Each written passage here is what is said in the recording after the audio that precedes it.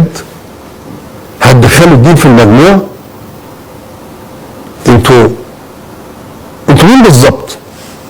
انتوا مع مين وضد مين؟ انتوا فين؟ يعني قولوا لنا على فكره انتوا مين عشان نعرف، يعني بتفكروا ازاي عشان ناخد يعني دوله مدنيه وقررت تدخل الدين في المجموع، بتدخلوا مقررات مواد اساسيه داخل المجموع الكلي. طب دلوقتي احنا داخلين يعني على فتنه. ايه رايكم يا جماعه في الكلام اللي انتوا سمعتوه وشفتوه ده؟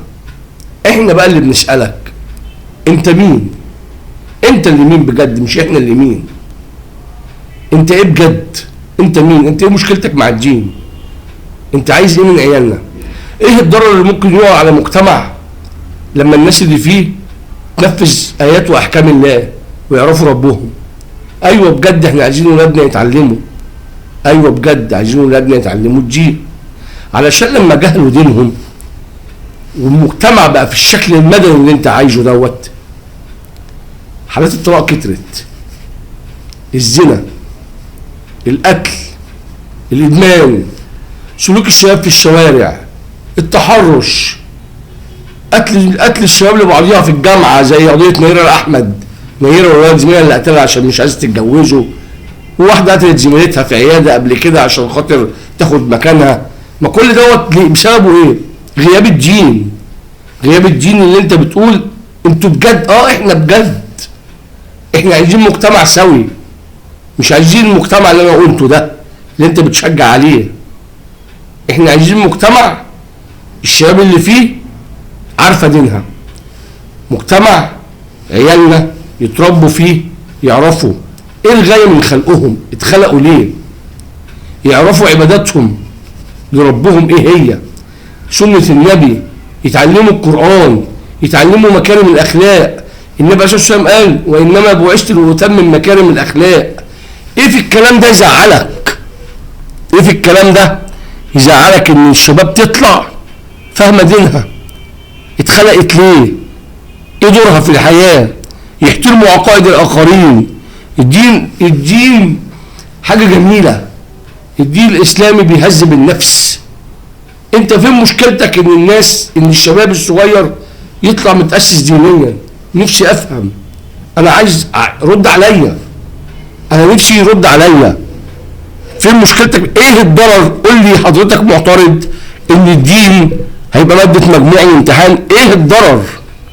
زمان كلنا اتربينا على الدين واحنا عيال صغيره، كل الدين ده داخل ماده اساسيه في المناهج بتاعتنا. من ساعه الدين ما غاب المجتمع بقى بالشكل ده. هو النهارده الشاب الطفل اللي طالع داخل مدرسه ابتدائي واعدادي والكلام ده كله هيتعلم الدين فين؟ هيتعلم فين؟ هي مش المدارس دي المفروض البيت التاني للطالب واللي بيعلمه ويقومه ويطلعه سوي؟ عايز تلغي منه ده ليه؟ انا عايز اجابه. انت عايز توصل الناس لايه؟ يا جماعه ما حدش يسمع له. هل بالعقل هل انا لما اكون في معيه الله هخسر؟ بالعكس هكسب، هو اللي هيحميني، انا في معيه ربنا. انما انت عايز ايه بقى؟ عايز الدين يتلغي، محدش يعرف، يطلع الجيل اللي انا شايفه، يطلع السلوكيات اللي من هنا الدنيا بنشوفها في الشوارع، يطلع قتل وزنا وسرقه وادمان. عايز انت كل عايزينها كده؟ عايزها كده؟ الدين اللي بيعرف دينه بيجتنب الكبائر والمعاصي، بيبقى انسان سوي، عنده صلة رحم، عنده مكارم اخلاق. الدين بتاعنا دين اخلاق، دين موعظة حسنة. انا عايز اعرف انت عايز ايه. انا مش يعني ماسك لساني، مش عايز اغلط، بس انا مش قادر افهم فين مشكلتك مع ده. شوف سلوكيات الشباب النهارده في الشارع عامله ازاي. انا كنت راكب المترو وده بشوفه كتير، الاقي كل اللي قاعدين على الكراسي عيال صغيره 18 و20 سنه، وكل اللي واقف ناس كبيره ما بيفكروش يقفوا. ما حدش عرفهم الصح والغلط والعيب والاصول واحترام الكبير والدين والاخلاق والتربيه. هو لو عارف دينه صح مش هيعمل كده. شفت واحد داخل بيجري عشان يلحق يقعد عند راجل كبير، شفت ايه يعني؟ شوف السلوكيات وصلت لحد ايه؟ احنا وصلنا لحد فين؟ ليه؟ عشان احنا بعيد عن الدين. زمان واحنا صغيرين في الجيل بتاعنا احنا عشان اتربينا على الدين كنا بنقعد كده نستنى اي حد كبير يطلع عشان نقوم نقف ونقعده عشان ناخد الثواب وبتاع. متربيين ان فعل الخير ده عليه جزاء وثواب.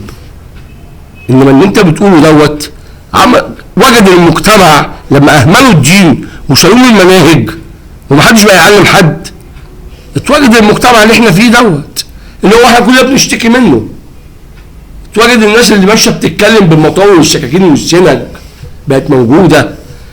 حالات طلاق ازواج مش عارفه واجباتها وحقوقها، رجاله وستات، حالات زنا، حالات قتل. ايه انت عايز توصل الناس لايه؟ انت عندك مشكله مع الدين استاذ ابراهيم عيسى، عندك مشكله مع الدين يا عم ابراهيم. راجع حساباتك، لان هي الدنيا اصلها لحظه، هي لحظه الفيشه تتشال بقينا عنده. راجع حساباتك مع الدين. مش هختم غير اقول اللهم لا تؤاخذنا بما فعل السفهاء منا. اشوفكم على خير يا جماعه في حلقه جديده. السلام عليكم.